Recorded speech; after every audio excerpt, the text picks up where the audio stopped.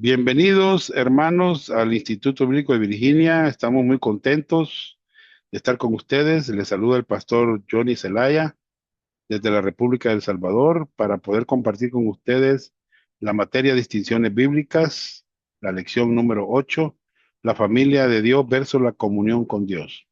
Vamos a orar en este momento. Padre, gracias en esta hora por darnos el privilegio de estar nuevamente, Señor, en nuestra clase virtual para aprender de su palabra.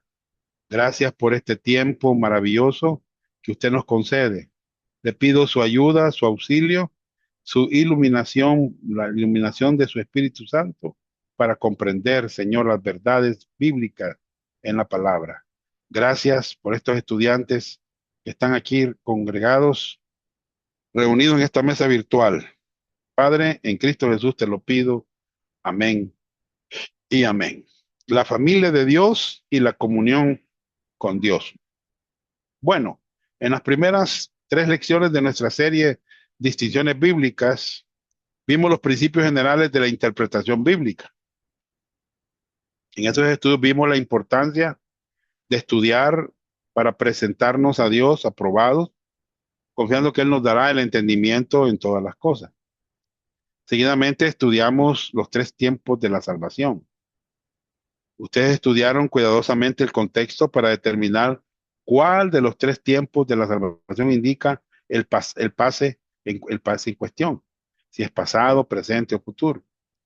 Estas distinciones, hermanos, son cruciales y eso nos ayuda a entender el plan completo de la salvación de Dios, que nos salva de la pena del pecado, del poder del pecado y finalmente de la presencia del pecado. En las dos lecciones anteriores estudiamos la distinción entre la justificación versus la santificación. Y también vimos los tres tipos de hombres que es importante entender y conocer. Y vimos que el hombre natural no es salvo, el hombre espiritual es un creyente y el hombre carnal es un creyente. Y en esta lección vamos a estudiar la diferencia entre la familia de Dios versus la comunión con Dios. Hemos visto que Pablo hace distinciones entre el hombre natural, ¿verdad? Entre el hombre espiritual y el hombre carnal. Muy bien. Entonces el apóstol Juan explica las mismas verdades, pero usando términos diferentes. Juan usa la referencia de la familia de Dios, declarando que o tenemos comunión con Dios o no la tenemos. Bueno, en primer lugar, necesitamos reconocer que ningún ser humano, oiga bien, ha nacido físicamente dentro de la familia de Dios. Esta es la razón por la que necesitamos nacer de nuevo. Por naturaleza somos hijos de ira, dice Efesios. Cada persona ha sido creada por Dios y es responsable ante Dios, pero no es automáticamente un hijo de Dios. Y esta es la razón por qué necesitamos nacer de nuevo. ¿Vea? Necesitamos nacer de nuevo. En San Juan 1:11 dice la Biblia, a los suyos vino y los suyos no le recibieron. ¿Verdad? Entonces, en varias partes del, del Antiguo Testamento, Dios predijo que el Mesías vendría. Y encontramos verdades acerca de él en el Antiguo Testamento. Cómo sería el Mesías, de dónde vendría, qué llevaría a cabo. Y en el Nuevo Testamento encontramos más detalles sobre el Mesías. Por tanto, en el Nuevo Testamento podemos entender verdades acerca del Mesías con mayor detalle. Jesucristo vino para ofrecerse como el rey de los judíos, el anticipado Mesías legítimo, que reinaría, hermanos, legítimamente en el trono de David, la simiente de la mujer que aplastaría la cabeza de Satanás y el Mesías que vendría a establecer el reino que había sido prometido hacía mucho tiempo en el pasado. El evangelio del reino fue predicado desde el comienzo hasta la mitad del ministerio terrenal de Cristo, pero después hubo un cambio en el tema. ¿Me entiende? Cuando se enteró que el pueblo de Israel no recibiría a su Mesías, fue entonces cuando hubo un cambio en el tema. ¿Ya? El evangelio de la gracia y la muerte de Cristo fue anunciada. El contenido del evangelio, que él sería crucificado, sepultado y resucitado entre los muertos. Y un poco después de estos hechos, las revelaciones del evangelio de la gracia de Dios continuarían. Entonces, vino a los suyos, ¿vea? Pero los suyos no le recibieron. Ese es el contraste, ¿va? Pero, ¿vea? Eh, pero dice después, mas a todos los que le recibieron, a los que creen en su nombre, les dio potestad de ser hechos hijos de Dios, los cuales no son engendrados de sangre, ni de voluntad de carne, ni de voluntad de varón, sino de Dios. Miren, hermanos, en el mundo evangélico oímos mucho acerca de la necesidad de recibir a Cristo. Es común verlo en las últimas páginas de los folletos, las 4 leyes espirituales distribuidos por cruzadas estudiantiles. Ellos enseñan que el pecador necesita recibir a Cristo, que en sí no es incorrecto, ¿verdad? La pregunta es, ¿cómo es que alguien puede recibir a Cristo? ¿Me entiende? Y ponen las 4 leyes espirituales. Ellos utilizan Apocalipsis 3:20. Aquí yo estoy a la puerta y llamo, ¿verdad? Instruyendo que necesitan hacer una oración, que necesitan pedirle a Cristo que entre en el corazón. Pero ¿qué dice Juan 1:12? Hermano, el versículo 12 nos dice que para recibir a Cristo necesitamos creer en su nombre. ¿Bien lo que dice? Más a todos los que recibieron, a los que creen en su nombre. ¿Vea? Su nombre representa quién es Él y lo que Él ha hecho. Su nombre es Señor Jesucristo. La palabra Señor significa que Él es Dios soberano sobre todas las cosas. La palabra Jesús significa que Él es el Salvador, quien vino a morir por nuestros pecados. Y la palabra Cristo, hermano, significa que Él es el Mesías de Israel, el ungido prometido por Dios. Su nombre significa, en su nombre significa poner la fe en quién es Cristo y lo que Él ha hecho. Porque su nombre, hermano, específicamente, se le identifica como el único Dios hombre, como ningún otro. Cuando alguien recibe a Cristo por la fe, sola recibe el derecho de llegar a ser hijo de Dios. Es como cuando Dios permite que alguien nazca de nuevo. Entonces, Juan habló en el Evangelio, capítulo 3, que es el gran capítulo del nuevo nacimiento en la Biblia. Explica más que muchos otros pasajes de la Biblia cómo nacer de nuevo. ¿Me entienden? Juan 3:1 y 2. Había un hombre de los fariseos, el cual se llamaba Nicodemo, un principal entre los judíos. Este vino a Jesús de noche y le dijo: Rabí, sabemos que has venido de Dios como maestro, porque nadie puede hacer estas señales que tú haces si no está Dios con él.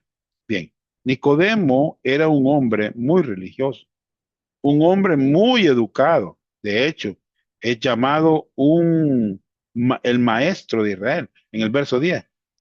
Conocía muy bien el Antiguo Testamento, era honrado y respetado en su sociedad. Vino a Jesús representando a los fariseos, diciendo que ellos habían llegado a la conclusión de que Jesús había venido de Dios. Él creía en Dios y en Jesús como maestro, enviado por Dios, pero él aún no había nacido de nuevo. Y usted me dirá, hermano Johnny, ¿él creía en Dios? Sí, creía en Dios. ¿Creía él que Jesús era maestro enviado de Dios? Sí, creía que él era maestro. ¿Era salvo, nacido de nuevo? No. ¿Era regenerado? No. ¿Necesitaba nacer de nuevo? Sí. En el versículo 3 le dice Jesús: de cierto, esto te digo, es que el que no naciere de nuevo no puede ver el reino de Dios. ¿Qué significa nacer de nuevo? Significa nacer de arriba. En otras palabras, de Dios. ¿Vea? Esto es un nacimiento espiritual. Nicodemo necesitaba nacer espiritualmente. Y él entendió esto. Él no entendió lo que Jesús le estaba hablando. Y le dijo a Nicodemo, ¿cómo puede un hombre nacer siendo viejo? ¿Puede acaso entrar por segunda vez en el vientre de su madre y nacer? Él no entendió el nuevo nacimiento. Nicodemo estaba pensando en un segundo nacimiento físico. Él no entendía, hermanos, la necesidad de un nacimiento espiritual. En parte porque pensaba que él era justo, que él era autosuficiente. Las personas que más difíciles ve su necesidad de la salvación son las personas religiosas, que tienen una alta estima de su estado espiritual delante de Dios. Respondiendo Jesús, le dijo, de cierto os digo, verso 5, que el que no naciere del agua y del espíritu no puede entrar en el reino de Dios. Hermanos, usted sabe que en el capítulo 3 verso 5, eh, algunas personas dicen que este es el bautismo en agua, pero hermanos, el bautismo en agua no tiene nada que ver con el versículo 5. Recuerden que Nicodemo estaba pensando de dos nacimientos físicos y Jesús usó la palabra agua, ¿ya? Nacido fuera de agua, que se refiere al nacimiento físico. Después Jesús contrastó esto con el nacer del Espíritu, en el versículo 6, que enfatiza esta diferencia. 3:6, véalo. Lo que es nacido de la carne, carne es, y lo que es nacido del Espíritu, Espíritu es. Entonces Jesús le explicó la diferencia entre el nacimiento físico y un nacimiento espiritual. El nacimiento físico es de la carne, el nacimiento espiritual es del Espíritu. El tipo de nacimiento que el Espíritu Santo produce en un nacimiento espiritual. San Juan 3:7, que dice, no te maravilles de que te dije, os es necesario nacer de nuevo. O sea que Nicodemo estaba sorprendido. Nicodemo estaba atónito. Si alguien estaba descalificado para ir al cielo por su religión y sus obras, era Nicodemo. Sin embargo, Jesús le dijo a una persona muy religiosa, os es necesario nacer de nuevo. Él no tenía ni idea de lo que Jesús le estaba hablando. Hermano, no es de sorprenderse si la gente no ve su necesidad de nacer de nuevo cuando compartimos el evangelio con ellos. Es posible que sean religiosos como Nicodemo y estén pensando en sus ritos religiosos, en sus experiencias místicas o algo que ellos hayan hecho, obras o algo que hayan dejado de hacer como fumar, como embriagarse, con el fin de merecer o ganar el favor de Dios. 3:8, San Juan. El viento, la misma palabra griega, significa tanto viento como espíritu, sopla de donde quiere y oye su sonido, mas ni sabes de dónde viene ni a dónde va. Así es todo aquel que es nacido del espíritu. Aquí hay un juego de palabras, ¿verdad? La palabra para espíritu es el término griego neuma y también la palabra para viento es el término griego neuma. Recuerden que el contexto es el fondo del significado de una palabra. Cuando una palabra tiene dos o más significados o usos, aquí Jesús está jugando con una palabra contra otra para establecer un argumento. ¿Me entiendes? Un nacimiento que viene del Espíritu es como el viento. Es visible pero no real. El viento no puede verse, pero se puede ver sus efectos. Este nacimiento espiritual es igualmente invisible. Sin embargo, es real, hermano. Y es absolutamente necesario para entrar en el reino de Dios, de acuerdo con el Señor Jesucristo. Verso 9. Respondió Nicodemo, le dijo, ¿cómo puede hacerse esto? Note la palabra cómo. Hasta este punto, Cristo ha explicado la necesidad de un nuevo nacimiento. O sea, es necesario nacer de nuevo. Y él ha explicado la naturaleza del nuevo nacimiento. ¿Es espiritual o es físico? Ahora, y la fuente del nuevo nacimiento viene del espíritu. Ningún ser humano jamás nacido físicamente dentro de la familia de Dios, porque por naturaleza todos son hijos de ira. Cada persona ha sido creada por Dios y es responsable ante Dios, pero no es automáticamente un hijo de Dios. Desde el pecado de Adán, hermanos, en el huerto del Edén, cada persona en la tierra es un pecador que merece el juicio de Dios. El Señor Jesucristo vino para morir como el Salvador del mundo. El Evangelio de la Gracia proclama cómo Él vino para morir por nuestros pecados, que fue sepultado y resucitó de los muertos, para ofrecer a todos la oportunidad de ser salvos por gracia y llegar a ser un miembro de la familia espiritual en el cielo.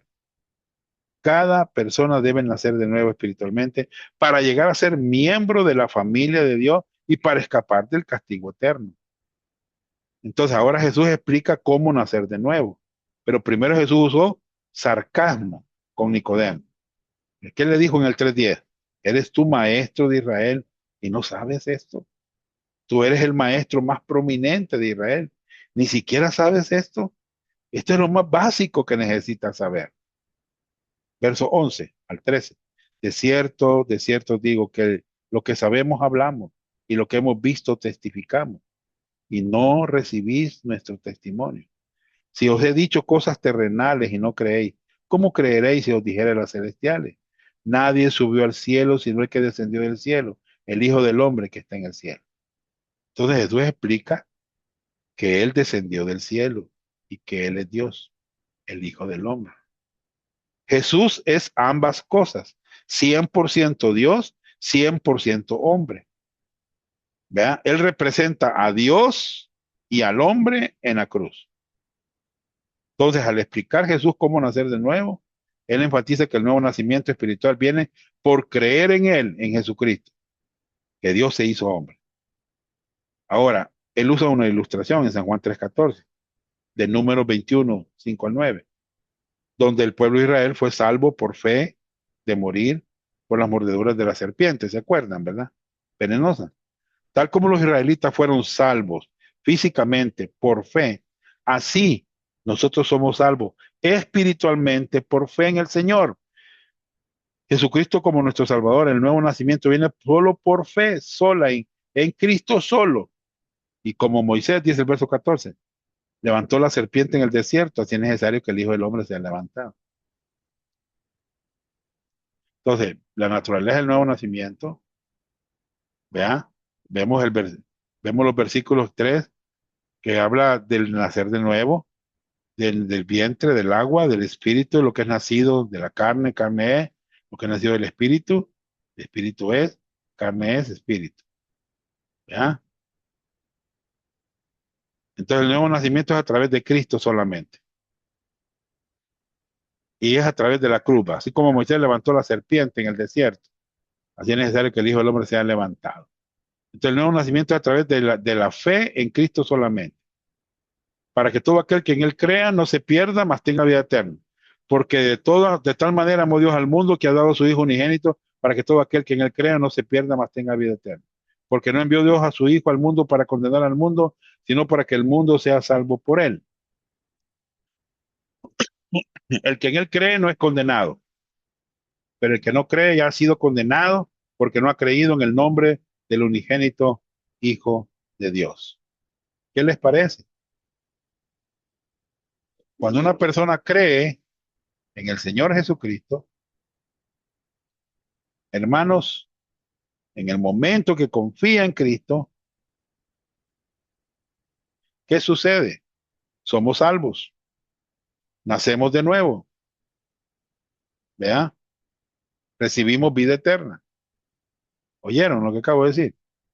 Todas las bendiciones de Dios son por gracia. O sea que la gracia es Dios dándonos gratuitamente a hombres, mujeres, pecadoras, lo que no merecemos, lo que no podemos ganar como recompensa. Él dio a su Hijo para morir, para pagar la pena del pecado. ¿Me entiendes? Muy bien.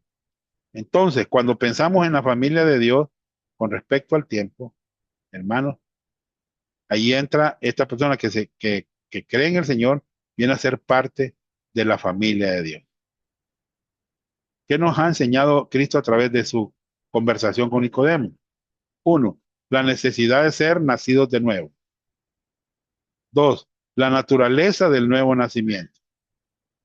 Lo que es nacido de la carne, carne es necesario nacer de nuevo. La manera de ser nacido de nuevo es a través de Cristo solamente. El nuevo nacimiento es a través de la cruz solamente. El nuevo nacimiento es a través de la fe en Cristo solamente.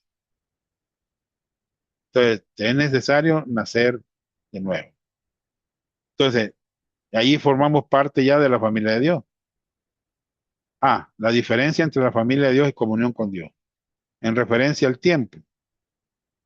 Una persona entra en la familia de Dios en un momento de tiempo cuando nace de nuevo.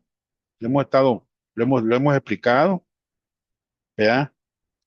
Muchos confunden las distinciones bíblicas en las escrituras entre ser un hijo en la familia de Dios y andar en comunión con Dios.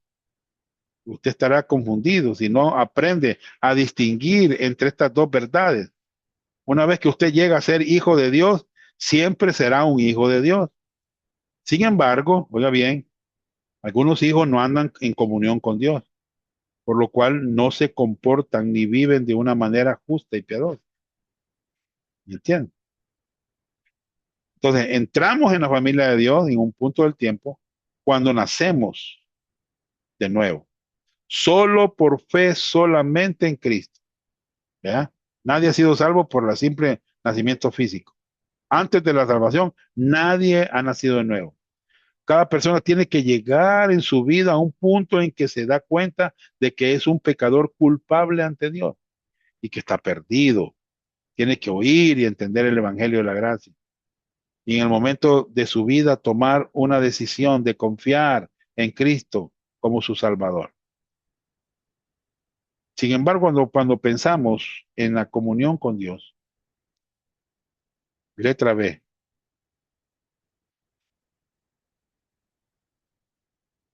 mientras que la comunión con Dios se disfruta todo el tiempo cuando el creyente anda en la luz. Perdón. Ustedes leen al principio del libro de Primera de Juan, vemos el propósito del libro. Y esto es importante porque algunos ven este libro como un libro de las pruebas de la salvación. O sea, quieren saber con seguridad si son salvos. Observan cómo su caminar diario concuerda con las pruebas de Primera Juan. Hermanos, y es un problema este método. Conseguimos seguridad basada en las obras de Cristo o en nuestro caminar. Hay una diferencia grande, hermano. Nuestra seguridad está basada en la obra de Cristo, no está basada en nuestro caminar. ¿Ya? Primera Juan 1:1-2, lo voy a leer. Lo que era desde el principio, lo que hemos oído, lo que hemos visto con nuestros ojos, lo que hemos contemplado y palparon nuestras manos, tocante al verbo de vida, porque la vida fue manifestada y la hemos visto, y testificamos y anunciamos la vida eterna, la cual estaba con el Padre y se nos manifestó. Entonces, el versículo 3 nos dice el propósito de la epístola de Juan cuando él escribió. Lo que hemos visto y oído, eso os anunciamos para que también vosotros tengáis comunión con nosotros. Es una cláusula de propósito. ¿Vea? En Primera de Juan es un libro que trata de la comunión. No está tratando de la salvación. ¿Ya? Está tratando de la comunión con Dios y con los hermanos. Juan quiere dar a conocer a Jesucristo a los creyentes para que todos puedan tener continua comunión con Dios y con otros. Un caminar diario en la luz de la verdad de Dios. Traerá comunión con Jesucristo y con otros creyentes y habrá un pleno gozo. El verso 1:7 dice. Entonces la palabra comunión se encuentra dos veces en el versículo 3. Vamos al 5. Este es el mensaje que hemos oído de él y os anunciamos. Dios es luz y no hay ninguna tinieblas en él. Si decimos que tenemos comunión con él y andamos en tinieblas, mentimos y no practicamos la verdad. Pero si andamos en luz como él está en luz, tenemos comunión unos con otros y la sangre de Jesucristo, su Hijo, nos limpia de todo pecado. Entonces, hermano, La palabra comunión se encuentra 4 veces en el versículo 5 al 7. Comunión significa tener en común o en acuerdo, koinonía. Una ilustración es cuando dos marineros reman de la misma dirección. La palabra significa estar en comunión uno con el otro. O sea que los verbos de este pasaje están en el tiempo presente, porque no es una acción en un punto del tiempo, como en el caso de la salvación. Pero si andamos en luz como Él está en luz, caminar está en el tiempo presente, hablando de un proceso paso a paso, momento tras momento. ¿Me entiende? Aquí vemos, hermanos, por ejemplo, cuando alguien pone su fe en Cristo, voy a tratar aquí de, cuando esta persona ha puesto su fe en Cristo solamente, y esta entendió el Evangelio. Entonces, en ese día que entendió el Evangelio, fue colocado en el cuerpo de Cristo, según 1 Corintios 12:13, y vino a tener comunión con Dios, ¿ya? Y vino a ser parte de la familia de Dios. La, la- el círculo más grande representa la familia de Dios y el círculo más pequeño es la comunión con Dios. Cuando un creyente peca, se sale de la comunión con Dios. Cuando un creyente confiesa, regresa a la comunión con Dios. ¿Me entiende? Nuestro estado en la familia celestial de Dios es para siempre. Nunca podremos perder o ir al infierno. Como creyentes, usted tiene ahora el privilegio de tener comunión con Dios si permanece en Él, caminando en la luz con Él. En San Juan 15, Jesús dijo, sin mí, nada pueden hacer. Por ejemplo, cuando una pareja se casa y tiene hijos, los hijos forman parte de su familia mediante el nacimiento físico. Ellos nacen en esa familia. Nadie puede cambiar ese nacimiento, nadie, hermano. Los hijos pueden vivir de acuerdo a los deseos de los padres y vivir en comunión con ellos, o pueden quizás desobedecer a sus padres, ¿entiendes? Y vivir en rebelión, en rebeldía, o en comunión. Los hijos siempre están en la familia por nacimiento, ¿ya? Así es en la familia celestial. Es una verdad posicional. Se nace en la familia para siempre. Esa es nuestra posición. Y cada día tenemos la oportunidad de tener comunión con nuestro Padre Celestial, con nuestro Salvador Jesucristo. ¿Verdad? Una buena manera para representar la diferencia entre estar en la familia de Dios y tener comunión con Dios es usar estos dos círculos del diagrama, hermano. ¿Verdad? Estos dos círculos. Bien. Entonces, entramos en la familia de Dios en un punto del tiempo cuando nacimos de nuevo. ¿Verdad? Bien. Ahora, veamos la otra diferencia entre el hecho de estar en la familia de Dios y tener comunión. ¿En referencia a quién? Bueno, veámoslo. Todos los creyentes por la fe en Jesucristo son miembros de la familia de Dios. Lo dice Gálatas 3:26. Dice, pues todos sois hijos de Dios por la fe en Cristo. Y 1 Juan 5:1. Todo aquel que cree que Jesús es el Cristo es nacido de Dios. Y todo aquel que ama al que engendró, ama también al que ha sido engendrado por él. Entonces, todos los que hemos puesto nuestra fe en Cristo somos parte, somos miembros de la familia de Dios. Si hemos creído la verdad que Dios dice acerca de su Hijo, entonces hemos nacido de Dios. Y luego Dios empieza a darnos un amor para con otros creyentes, porque su amor ha sido plantado en nuestros corazones por medio del nuevo nacimiento. Por tanto, todo creyente genuino es parte de la familia de Dios. Sin embargo, hermanos, no todos los creyentes están en el círculo de la comunión. ¿Oyeron? Todos los creyentes forman parte de la familia de Dios y eso nunca cambiará, pero nuestra comunión con Dios cambia según lo que pensamos de un momento a otro y según nuestro caminar diario. El Nuevo Testamento describe a la familia de Dios llamado a todos los creyentes, hermanos. ¿Verdad?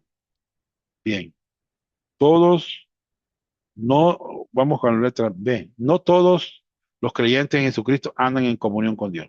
La letra A, todos los creyentes por fe en Jesucristo son miembros de la familia de Dios. Letra B, no todos los creyentes en Jesucristo andan en comunión con Dios. Ahí hay una condicional de sí. ¿Verdad? Primera Juan 1, 5 al 10. Este es el mensaje que hemos oído de él y os anunciamos. Dios es luz y no hay ninguna tiniebla en él. Si decimos que tenemos comunión con él y andamos en tinieblas, mentimos y no practicamos la verdad. Ahí está el primer sí. Pero si andamos en luz, como Él está en luz, tenemos comunión unos con otros. Y la sangre de Jesucristo, su Hijo, nos limpia de todo pecado. Si decimos que no tenemos comunión, nos engañamos a nosotros mismos y la verdad no está en nosotros. Si confesamos nuestros pecados, Él es fiel y justo para perdonar nuestros pecados y limpiarnos de toda maldad. Verso 10. Si decimos que no hemos pecado, le hacemos a Él mentiroso y su palabra no está en nosotros. Entonces, primera Juan, aquí hay algo bien importante. Hay cinco cláusulas de cinco cláusulas, ¿va? Y es la cláusula sí. Y esta establece el hecho de que para andar en comunión con Dios hay que cumplir ciertas condiciones. Si el creyente cumple con las condiciones, va a tener comunión. Por ejemplo, Dios es luz y no hay ninguna tiniebla en él. ¿Qué enseña esto? Que Dios es justo y sin pecado. Por lo tanto, sus hijos tienen que pensar o vivir de una manera justa y ser agradable a él. Si decimos, si andamos, si decimos, si confesamos, si decimos, cada una de estas cinco cláusulas, sí están en la condición de tercera clase en el griego. Puede que sea verdad o puede que no. Por ejemplo, si decimos que tenemos comunión con Él, puede que sí o puede que no. Si andamos en luz como Él está en luz, puede que sí o puede que no. Si decimos que no tenemos pecado, puede que sí o puede que no. Si confesamos nuestros pecados, puede que sí o puede que no. Si decimos que no hemos pecado, puede que sí o pueda que no, ¿verdad?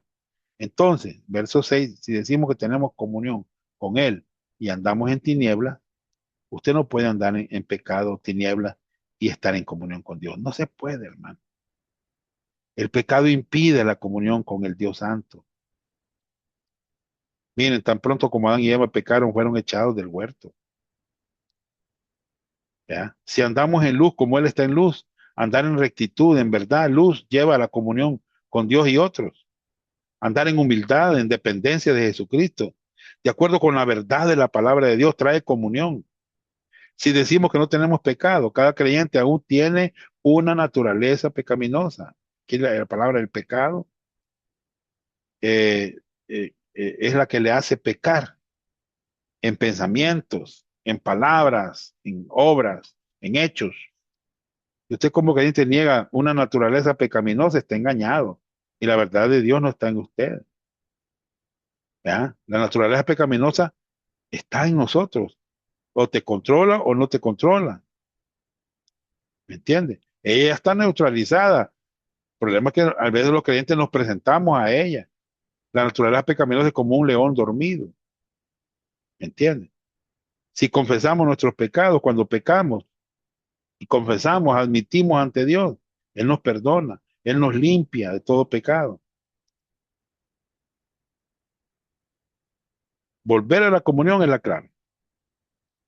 ¿Vea? Muy bien. Entonces, esta es una idea de condición. ¿Vea?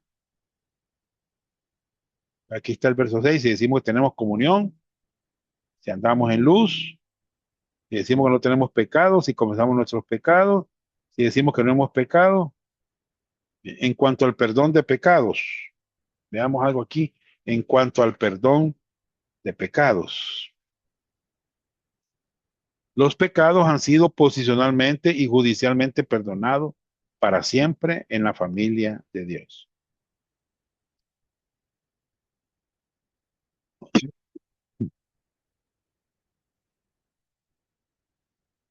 Bien, una cosa es el perdón posicional y otra cosa es el perdón paternal. El perdón posicional, ya todos fueron perdonados para siempre nuestros pecados. Pero para tener comunión, hermanos, para tener comunión, los pecados deben ser perdonados paternalmente todos los días para disfrutar de la comunión con Dios, ¿verdad? Muy bien. En cuanto a los requisitos, la fe en Jesucristo, su Salvador, es el único requisito para entrar a la familia de Dios. Se requiere tanto de la fe como de la confesión de pecado para disfrutar de la comunión con Dios. Sin fe, dice, es imposible agradar a Dios. En cuanto a las evidencias, haber nacido en la familia de Dios se evidencia por una nueva naturaleza espiritual. Segunda Pedro 1, 3, 4, por medio de la disciplina de Dios. Hebreos 12, 6 al 8, y porque el creyente llega a ser una nueva creación en Cristo. Qué bonitos pasajes estos, hermano. Vean, a las evidencias de que uno es parte de la familia de Dios. Una es que tenemos una nueva naturaleza, Pedro lo dijo, como dijo en segunda Pedro 1, 3 y 4.